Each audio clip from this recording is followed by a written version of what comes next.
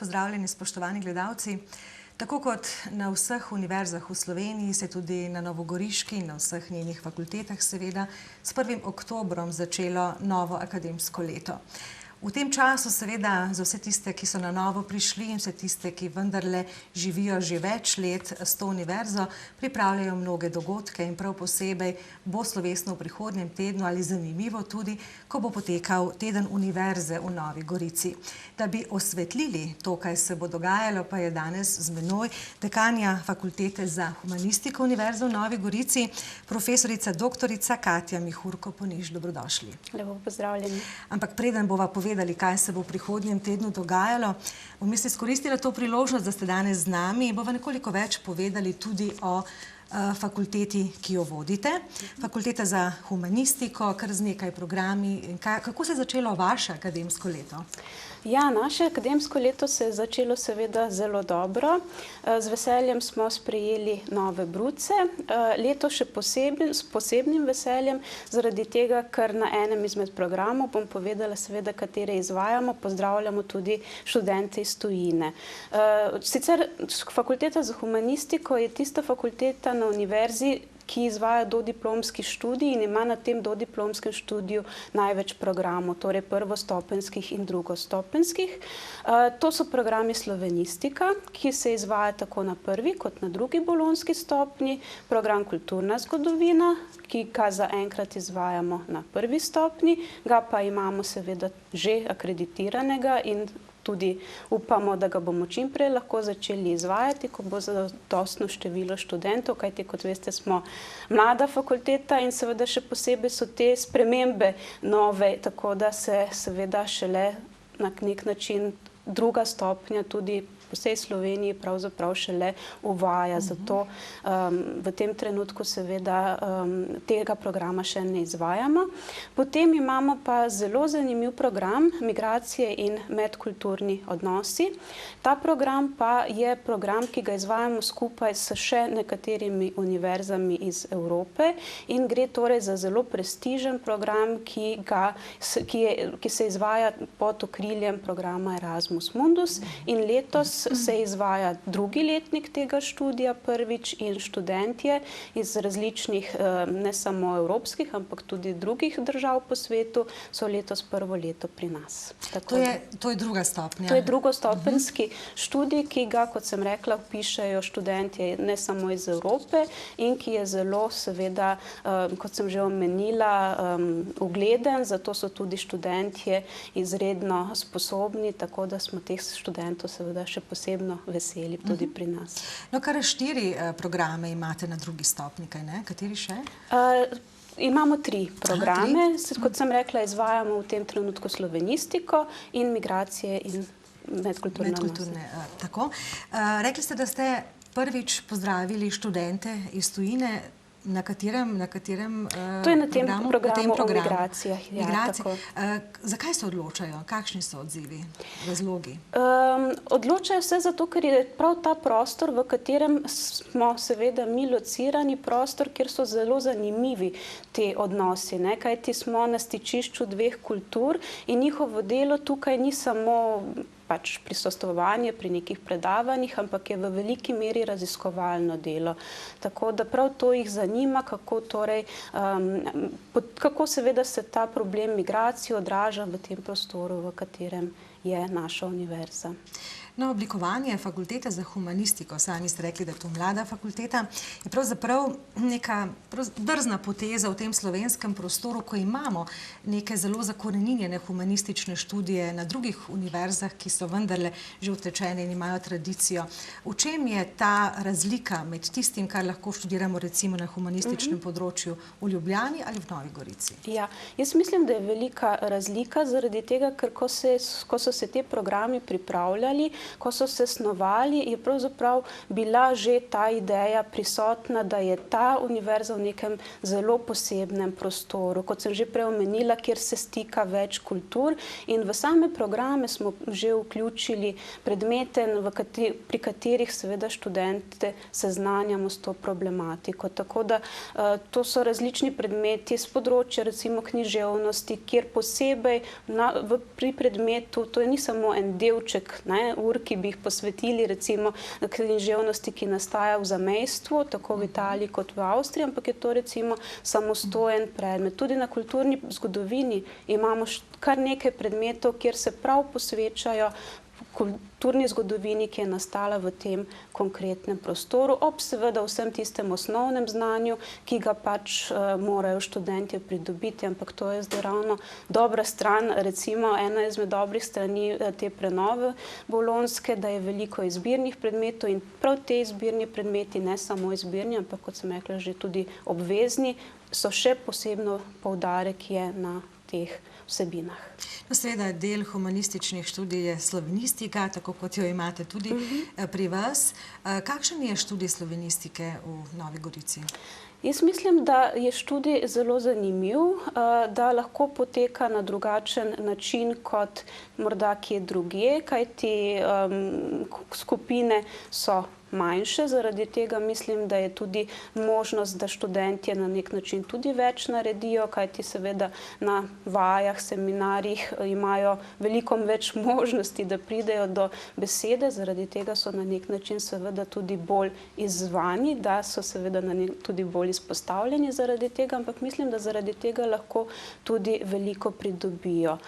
Mislim, da je nekaj, kar je prednost naše univerze, tudi ta, da prav zaradi tega, ker nismo tako zelo obremenjeni, kot so seveda naši kolegi na drugih univerzah, nam morda ostaja, oziroma prepričana sem, da nam vendarle ostaja več časa za raziskovalno delo, kar je seveda tudi ena izmed usmeritev univerze in seveda zaradi tega smo ves čas nekako v stiku s tistim, kar se dogaja ne samo pri nas, ampak tudi drugod po svetu. Tako da bi rekla, da posebnost naše slovenistike je, da je še bolj morda kot druge v Sloveniji odprta v mednarodni prostor in v tem prostoru izredno aktivno tudi sodelujemo in mislim, da potem prinašamo seveda tudi v naš prostor zaradi tega neko obogatitev. Kadarkoli se ustanovi neka nova fakulteta, posebej na univerzah, na manjših univerzah, kot je Univerza v Novi Gorici, se pojavijo pomisleki velikih strokovnjakov, ali bo ta fakulteta lahko zagotovila dovolj usposobljene profesorje in raziskovalce za to, da bo speljala te programe. Kako ste to uredili pri vas? Moram najprej poudariti, da je partnerska inštitucija, s katero Univerza v Novi Gorici sodeluje, Znanstveno-raziskovalni center Slovenske akademije znanosti in umetnosti. Tako da takrat, ko se je ustanavljala fakulteta za humanistiko, ki je sicer takrat imela drugo ime, takrat je pravzaprav veliko strokovnjakov, ki so do tedaj morda večina izmed njih delala predvsem raziskovalno, se preizkusila tudi na tem področju. Skozi vsa ta leta pa je seveda vedno več prihajalo tudi seveda mlajših kolegov, ki so imeli seveda odlično izobrazbo, vse potrebne seveda reference, s katerimi so se lahko potem tudi usposobili za predavatelje na univerzi. Tako da kader je seveda zaradi tega mlajši kot morda na drugih na teh starejših, verjetno mislite Ljubljano in Maribor, na teh fakultetah, univerzah, ampak seveda zaradi tega je morda še toliko bolj preizkušen, kajti seveda se je bilo potrebno morda še bolj dokazati v nekem okolju širšem, kot če bi šli seveda tisto tradicionalno pot, ki jo predavatelji ponavadi naredijo na svoji matični univerzi, tam diplomirajo, magistrirajo, doktorirajo, postanejo asistenti, medtem ko so v ta prostor vstopili mladi, zelo seveda sposobni ljudje, ki so morda se dokazali tudi še kje drugje, na kakšni tuji univerzi, v mednarodnem okolju, kar pa mislim, da je seveda, kot sem že prej omenila, pravzaprav obogatitev ne samo tega prostora, ampak celotne slovenske akademske sfere. Prav ta drugačnost, mislim, da je resnično večja odprtost za neke dobre strani, ki jih lahko prinese mednarodno sodelovanje. Imamo pa seveda tudi srečo, da je Slovenija majhna, da je Evropa konec koncev zelo blizu in da so te poti kratke. Tudi sami prihajate na primorski konec iz Ljubljane. In čisto nekaj drugega vas je zanimalo ali zelo podobnega, kakor se vzame. Dramaturginja ste po osnovni izobrazbi, kaj ne? Tako je. Pravzaprav moja izobrazba mislim, da je kar raznolika, ker sem kombinirala dramaturgijo s študijem na Filozofski fakulteti nemščine in tudi primerjalne književnosti, tako da sem pa ves čas ravno zaradi tega, ker sem bila dramaturginja, ker me je zanimala seveda predvsem slovenska dramatika, tudi na primerjalni književnosti me je zanimala seveda slovenska književnost, sem ves čas bila v stiku in seveda nekako skušala probleme, teme v slovenski književnosti vedno nekako raziskovati v odnosu tudi z drugimi književnostmi. Tako da, kot sem rekla, mislim, da je širina vedno samo obogatitev, ne pa karkoli drugega. Torej, ta komplementarnost je seveda tudi značilnost Univerze v Novi Gorici in tu ste se verjetno potem tudi našli. Tako, jaz sem zelo bila seveda vesela, da mi je bila dana ta priložnost, da sem tukaj tisto znanje, ki sem ga pridobila v Ljubljani, potem lahko razvijala naprej v tem seveda zelo mednarodnem okolju, z vsemi mednarodnimi povezavami, katerim je seveda ves čas med ta inštitucija, ki se mi začela pripadati po doktoratu, kot rečeno, je vse to omogočila. Tako da zame je seveda to bil velik izziv in tudi izredna priložnost, da v akademskem okolju nadaljujem svojo pot. In mislim, da je tako še za marsikoga na tej univerzi. Da bi sicer, če je ne bi bilo, morda naši potenciali ostali neizkoriščeni oziroma bi se usmerili v tujino, tako bom rekla.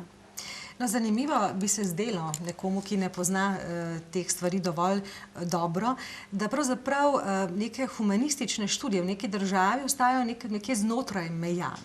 Vi pa tukaj dokazujete prav nasprotno, da se tudi na tem področju smiselno povezovati in širiti v ta prostor. Tako, vsekakor.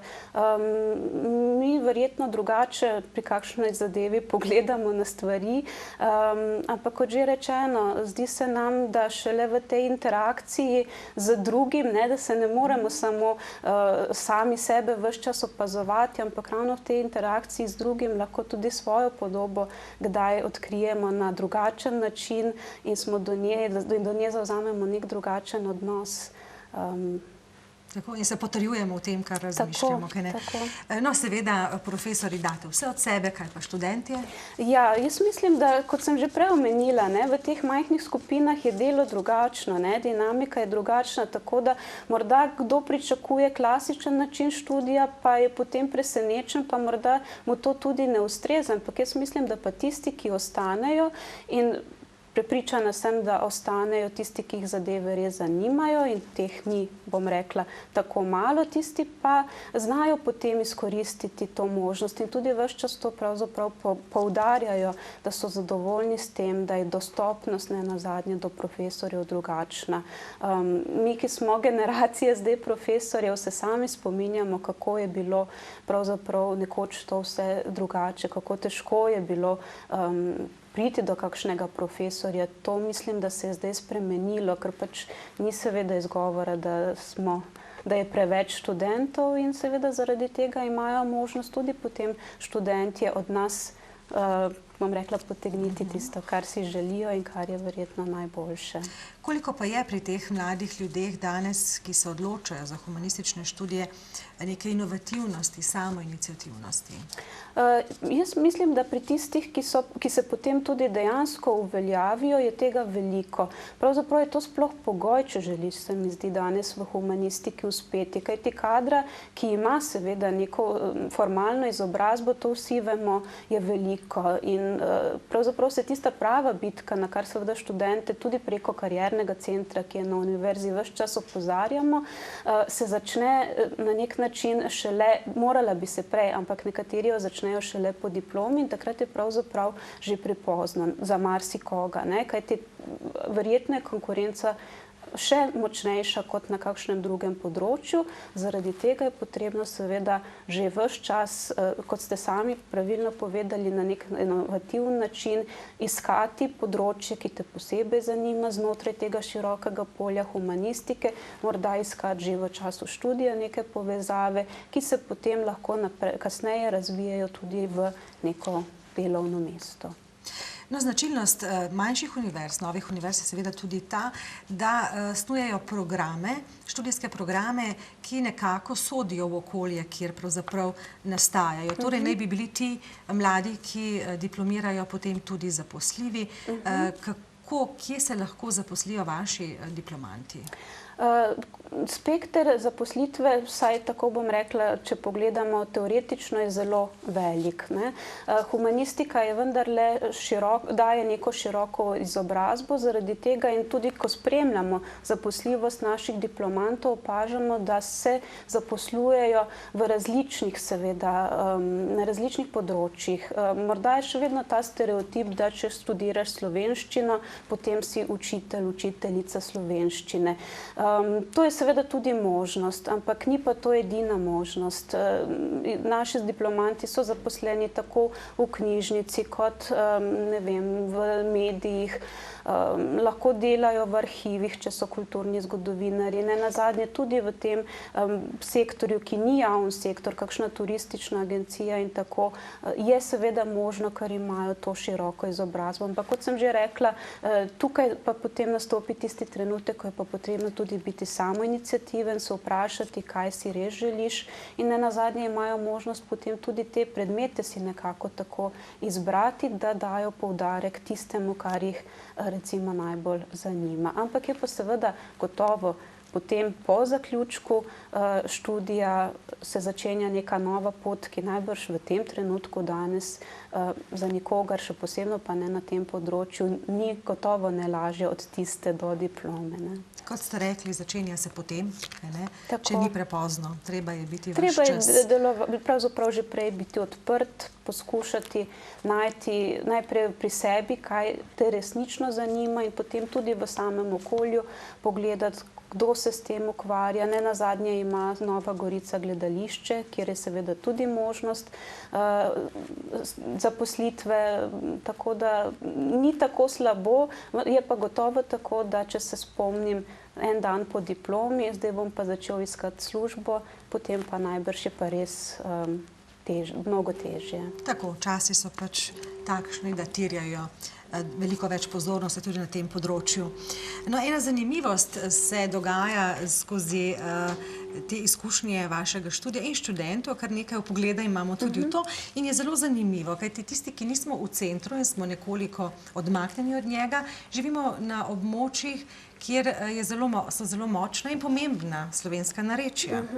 In veliko študentov se, takšen je moj vtis, odloča za to, da se zelo podrobno soočajo morda skozi raziskovalne naloge in podobno, sprav z narečji na tem koncu. Ja, moram reči, da imamo veliko srečo, da je med našimi sodelavci tudi docentka doktorica Danila Zuljan-Kumar, ki je sicer na raziskovalni postaji zaposlena v Novi Gorici, znanstveno-raziskovalnega centra, tako da je uspela seveda navdušiti veliko študentk za narečja, kajti tudi same prav zaradi tega, ker prihajajo iz različnih koncev Goriške, jih zanima to, in moram reči, da so zelo zanimive naloge, tako seminarske kot diplomske, nastale prav na tem področju. In mislim, da je to prav tista obogatitev, ki jo mi vračamo v ta prostor. To ne pomeni, da nikjer drugje nikoli ni nastala nobena naloga o narečjih v tem prostoru,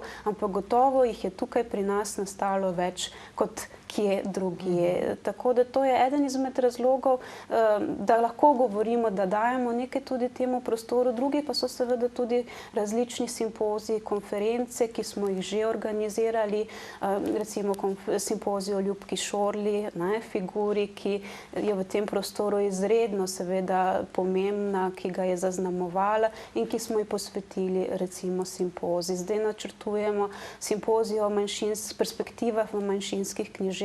Torej, te teme, poleg te orientacije, ki sem rekla, je v mednarodni prostor, je prav za to regijo, se nam zdi, da jim moramo, če smo tukaj, tudi nekaj dati. Omenili ste študentke, imate tudi kakšnega študenta? Imamo tudi študenta, ampak ker ste me vprašali po dialektologiji, tam so res nekako doslej bolj študentke. Ja, imamo tudi študente, tako da kot je vedno v humanistiki ne prevladujejo, ampak za neko, bom rekla, ravnovesje, izmenjavo izkušenj. Tudi to se seveda še posebno na raznih seminarjih, vajah pokaže. Se mi zdi, da je zelo dragoceno, da smo uspeli pritegniti tudi v naš študij tako starejše, tako mlajše, kot tudi starejše kolege, kajti tudi starejši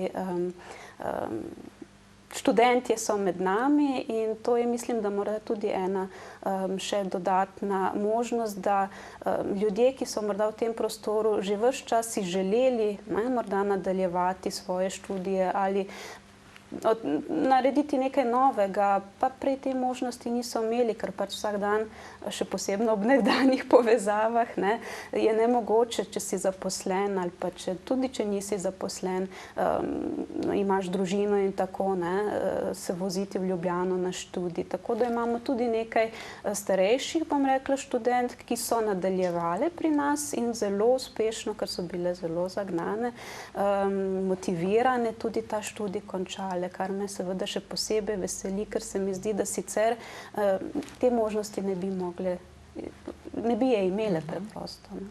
No, poleg tega pedagoškega dela fakultete, tudi raziskovalni, kot ste že omenili, kolikšen del je tega raziskovanja, če primerjava s tem, kar se dogaja v predavalnicah?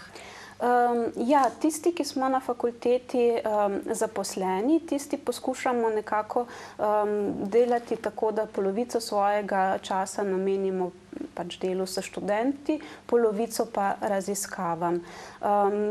Da je ta delež je seveda drugačen pri tistih, ki prihajajo iz raziskovalnih inštitucij, tisti so še bolj nekako seveda v raziskovanje vpeti, ampak seveda na naši univerzi je poudarek na raziskavah in upajmo, da bo tako tudi lahko ostalo.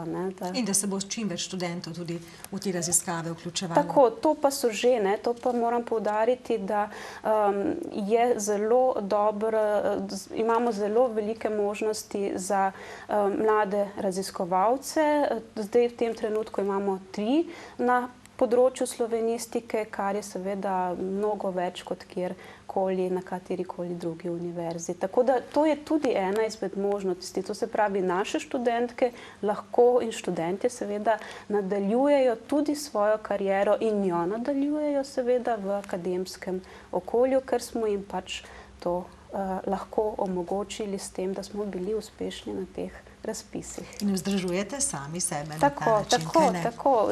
Pravzaprav želimo ta mladi kader, še mlajši od nas, saj nismo, naš kolektiv ni seveda mlajša generacija kot morda kje drugje, ampak želimo še mlajše seveda pritegniti in jim omogočiti ta razvoj v nekega raziskovalca, predavateljico, raziskovalko. Omenili ste povezovanje z tujino, kaj pa poleg raziskovalnega centra, ampak sodelovanje z ostalimi univerzami, ki tudi imajo humanistične študije? Kako to poteka? Normalno. Jaz mislim, da vsi vemo, da v tem prostoru moramo sodelovati, tako da sodelujemo v tem smislu, da povabimo predavatelje iz drugih univerz, seveda. Tudi mi predavamo na kakšni drugi slovenski univerzi kot vabljeni predavatelji. In pa seveda nenazadnje je cel kup nekih sedaj, na pol administrativnih seveda zadev, razne komisije, v katerih smo vključeni tako mi na drugih univerzah, kot seveda tudi naši kolegi z drugih univerz pri nas. Tako da mislim, da je to nekaj, kar je povsem normalno v akademskem svetu, da so univerze med sabo sodelujejo in se tudi seveda spoštujejo. Zelo dobro. In seveda del tistega, kar bo mogoče spoznati in okusiti na tednu univerze, ki sem ga uvodoma omenila, bo tudi vaša fakulteta, kaj ne? Torej, teden univerze v Novi Gorici od 15. do 19. oktobra se bo dogajalo. Tako, ja. Pravzaprav je kar nek naraven, bom rekla, prehod iz naše fakultete na teden univerze, kajti ta ideja se je pravzaprav tedna polnega nekih dogodkov oblikovala pri nas, ker smo želeli še bolj v tem prostoru narediti prepoznavne zadeve, ki jih seveda delamo. Tako da smo zasnovali teden humanistike, ki je pa potem nekako prerastel v teden univerze. In to je seveda zdaj v nekem krajšem časovnem obdobju, so združeni številni dogodki, ki smo jih prej seveda izvajali skozi vse leto in jih bomo tudi še sedaj, ampak smo rekli, zakaj pa ne bi tokrat v tem obdobju, recimo 3. tedna oktobra, ko se je vedno pri nas že veliko dogajalo, zakaj ga pa ne bi še obogatili z dodatnimi predavanji, delavnicami, s tem odprtim dnevom, z dnevom odprtih vrat in tako morda to še v neko bolj prepoznavno obliko dali in jo posredovali. Na univerzo tisti, ki jo obiskujejo kot študentje, pa vi kot profesori seveda poznate. Ta teden je namenjen tistim, ki od odzunaj živimo z univerzo in se je nekako ne moremo zelo pogosto dotakniti, kaj ne? Tako, seveda, eden izmed, oziroma najbrž najpomembnejši cilj tega dogodka je, da nas še bolj spozna seveda širša javnost. Tako da veliko teh dogodkov je seveda predvsem namenjenih širši javnosti, ampak to pa seveda ne pomeni, da na njih ne bodo sodelovali tudi naši študentje, ne samo predavatelji. Omenila sem predavanja, ampak organiziramo tudi okrogle mize, delavnice in na teh delavnicah bodo sodelovali tudi naši študentje. Tako da mislim, da bodo to dogodki, kjer bo prišlo do združitve vseh treh delov, torej neke širše javnosti, delavcev univerze, skratka predavateljev, raziskovalcev in tudi seveda študentov. Jaz predlagam, da nekoliko narediva en pregled tistih najbolj zanimivih dogodkov. Kar izvolite. Ja. Teden univerze začenjamo z dnevom odprtih vrat. To je pravzaprav dogodek, ki ga bomo izvedli pod okriljem projekta Sangrin, velikega projekta, o katerem mislim, da je bilo že nekaj povedanega. Skratka, projekt, s katerim tudi med drugim želimo še bolj narediti prepoznavno univerzo v Novi Gorici in v tem smislu bomo predstavili seveda predvsem svojo raziskovalno dejavnost. Tako da razdeljen bo ta dogodek na dva dela, in sicer predavanja in sejem.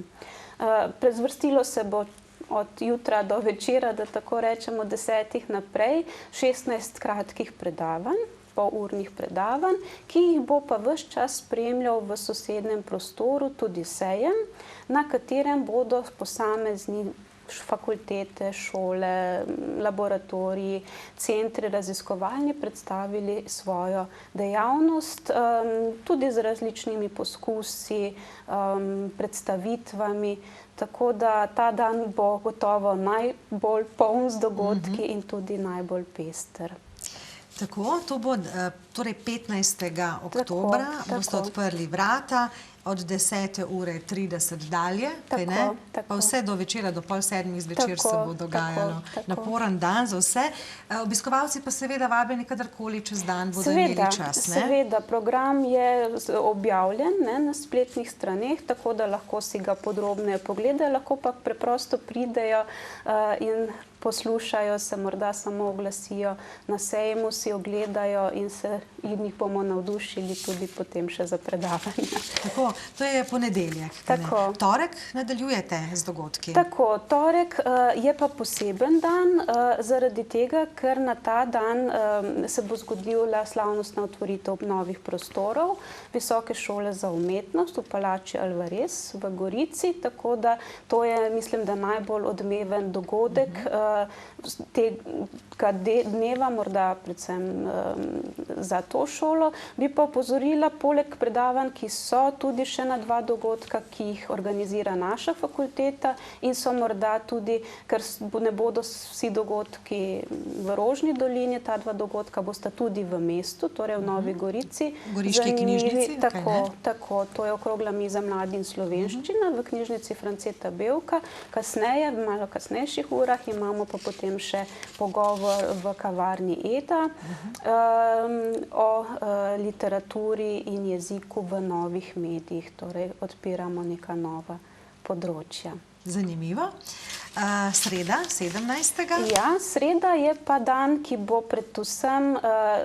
ga bodo predvsem zaznamovala Visoka šola za vinogradništvo in vinarstvo. Takrat imajo izredno bogat program z delavnicami, predstavitvami, tako da to pa se bo odvijalo v Ajdovščini in zvečer seveda znanstveni večer, to je pa dogodek, ki je že tradicionalen, skratka te večeri se odvijajo skozi vse leto in se bodo seveda tudi v tem študijskem letu. V znanstveni večer v dvorani na Zemonu, dokler se ne preselijo v Vipavo. Tako, dokler se ne preselimo v Vipavo, tako.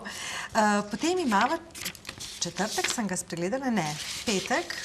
Tako, opozorila bi samo še na seveda študentsko zabavo, tako da ni samo, seveda ne bomo samo predavali, razpravljali, ampak seveda študentje morajo svoje študijsko leto zaznamovati tudi na ta način. Tako, in potem v petek, to študentska zabava, ja, to še v sredo, v petek 19. pa potem nadaljevanje. Ja, to je pa delavnica s študenti, ki sem jih omenila. Mislim, da bo to zanimiva zadeva, za katero moram reči, da je že kar zanimanje, kajti te študentje bodo skupaj z našimi študenti in dijaki razpravljali o problemu migracij, predstavili nenazadnje svoje življenjske in druge življenjske zgodbe, tako da bo to, mislim, da en tak dogodek, v katerem bo prišlo res do nekega dialoga med različnimi mladimi, ampak zaradi tega seveda bo po mojem zelo zanimiv, ker seveda ponujamo nekaj, kar mislim, da ja, bom rekla, v tem hipu ne ponuja nihče drug. Težko je ponuditi, če ni izbranih toliko različnih ljudi na kupu, ne? Pa še, potem so še druge delavnice, kaj ne? Tako. Več je seveda dogodkov, nemogoče je zdaj vse našteti. Tako, nekaj še fakulteta za vinogradništvo in vinarstvo, pa laboratorij za kvantno optiko, zanimivo. Tako, ja, oni organizirajo v Sinhrotron v Trstu izgled. Tako, torej cela vrsta dogodkov in zagotovo, kakšni so bili odzivi, ko ste imeli teden humanistike takrat in kaj pričakujete zdaj?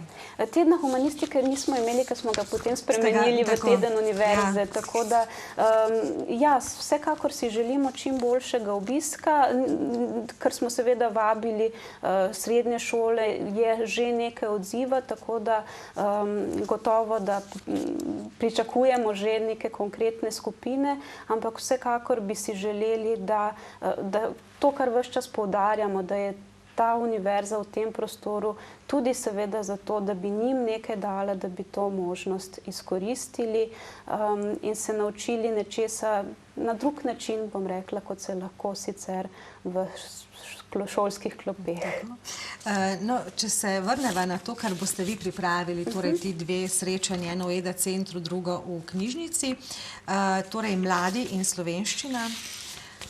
S kakšnim znanjem prihajajo mladi iz srednjih šol in kakšen je njihov odnos do maternega jezika pravzaprav? Ja, znanje je zelo seveda različno.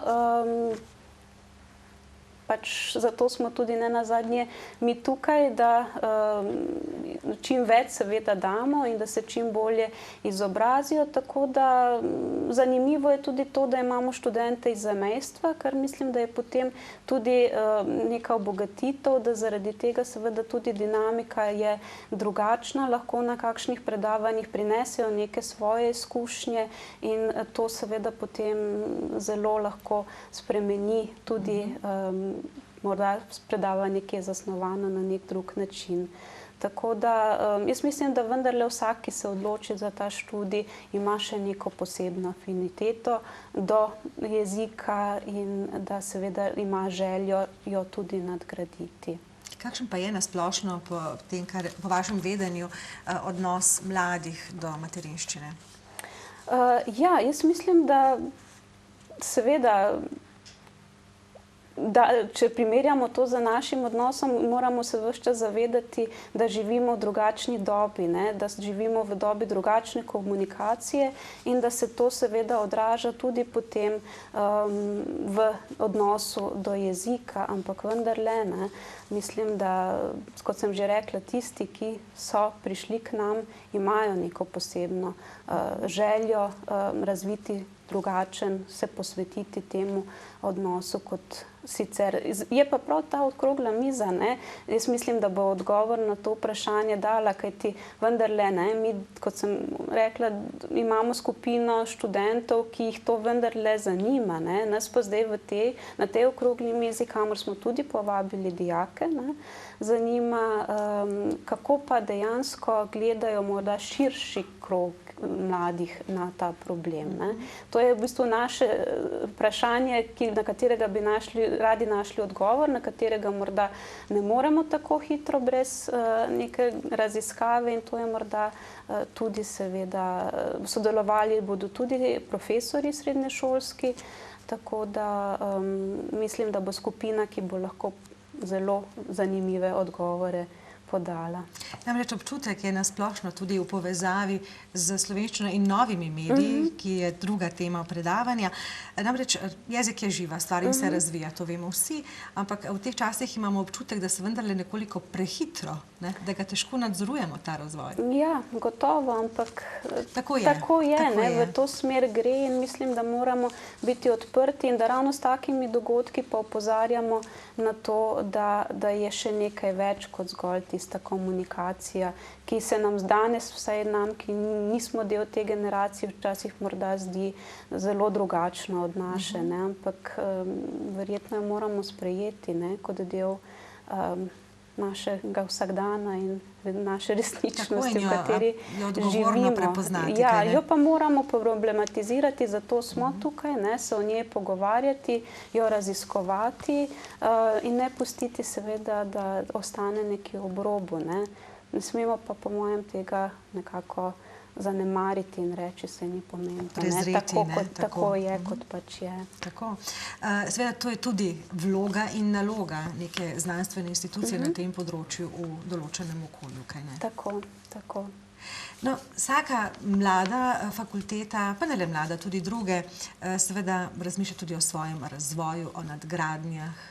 Kaj imate vi v mislih pri vas? Ja, mi si seveda želimo naše programe obogatiti, nadgraditi, jih tudi seveda imeti še kakšnega zraven, ne samo 4, tako da delamo tudi na tem. Zanimivo se nam zdi, da bi tudi kakšen jezik tuji priključili, tako da bi bile te možnosti večje, tudi nenazadnje za študente, da si izberejo še kakšne dodatne ali dodatno smer ali dodatne predmete, tako da pripravljamo tudi nove programe, predvsem pa seveda pripravljamo tudi nadgradnjo, to je tudi doktorski študij s področja migracij, književnosti, kulturne zgodovine, medtem ko doktorski študij jezikoslovja je že lepo stekel.